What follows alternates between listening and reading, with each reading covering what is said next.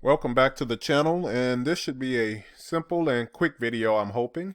You can see that the units of this one is already set to millimeters, so they actually tell us that this is going to be a metric part. But this should be really nice and simple, right? It's kind of giving you a hint here in the drawing, is that we're going to be using the shell command.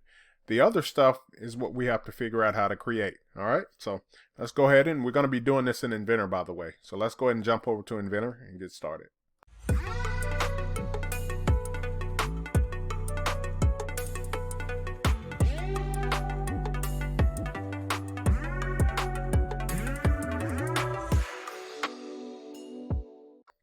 All right, so like I said in the intro, it already told us that this is going to be a metric drawing. So I'm just going to click the new icon here.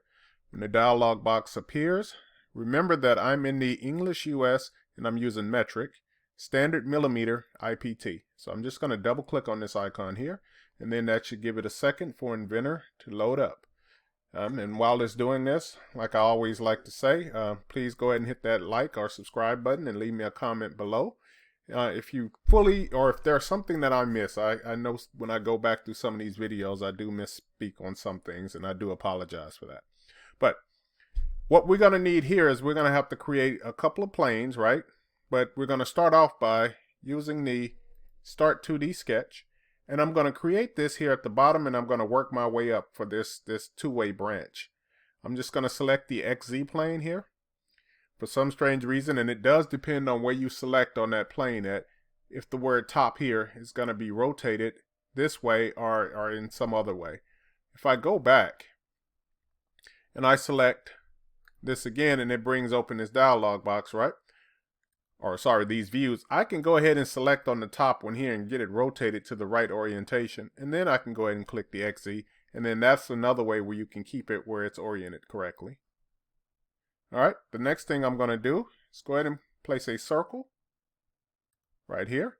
And then this one has a diameter. Now, my last drawing that I made was a radius, so that's why mine is showing a radius right now.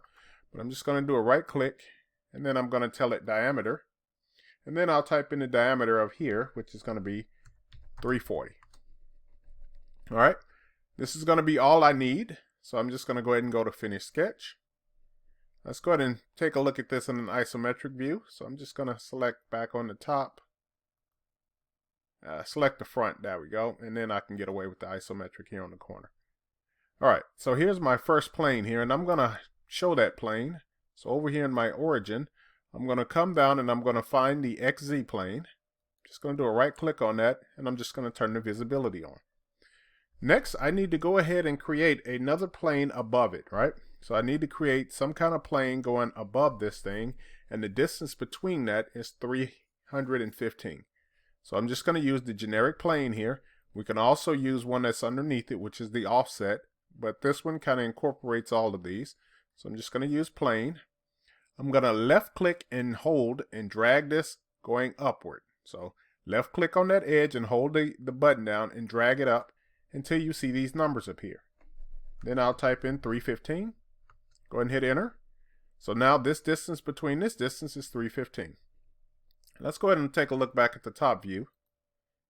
And then what I'm going to do is kind of rotate this just a little bit. So I'm going to grab my little free rotate here, and I'm just going to kind of kick it up just to make sure I select the right plane here.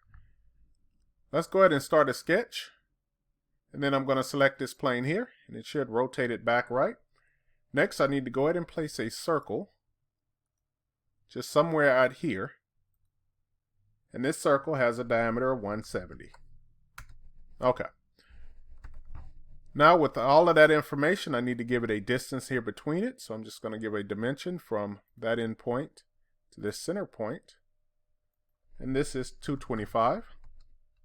And then I need to go ahead and tell it to be in line with here, so I can use the horizontal, and then I can select that center point and then that center point. Okay, should be everything that I need. I'm just going to go to finish. Let's go ahead and click on the front view here, and then we're going to click back on isometric. There is another quick way of using an isometric, and I will show you that icon here in a little bit. But anyway, what I need to do now is that I need to create this loft that's going between here, right? You know, some people would do this with a sweep, but remember that we have circles of 2 different sizes. So I'm going to use loft. I'll select this plane first, and it doesn't matter in which order you select these. I can select the top one, and then I'll select this one. And now you're going to see that I do have that preview of that branch going over that direction. That's exactly what I want. I'll go ahead and hit OK. Next, I can go ahead and turn these 2 planes off, right? So I'm just going to turn the visibility off on this one. Turn the visibility off on this one.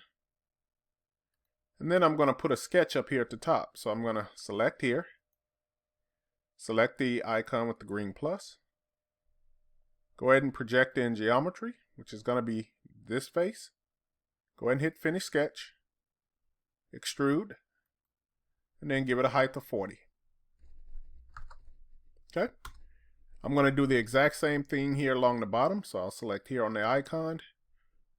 I'll select this face. Select the green plus icon. Go ahead and go to Project Geometry. Select this circle. Finish Sketch. Then I'm going to go ahead and extrude this, right? So I'm going to go to Extrude. Type in 40, which is going to be the same number that we already had there. Go ahead and hit OK. And then let's go ahead and switch this back to an isometric, right? So we have half of this shape done. Next thing we need to do is create the other half. Well, easy. Or luckily for us, we have 2 different options. We can either use a circular array or we can use mirror. Either one will work. Now, remember that if you're going to use the mirror command, you have to have a center plane here. And lucky for us that we did create our first circle and we do have a center plane. If we do not, you can use the circular and then you can use the axis that's going around here. Okay, so I'll go to mirror.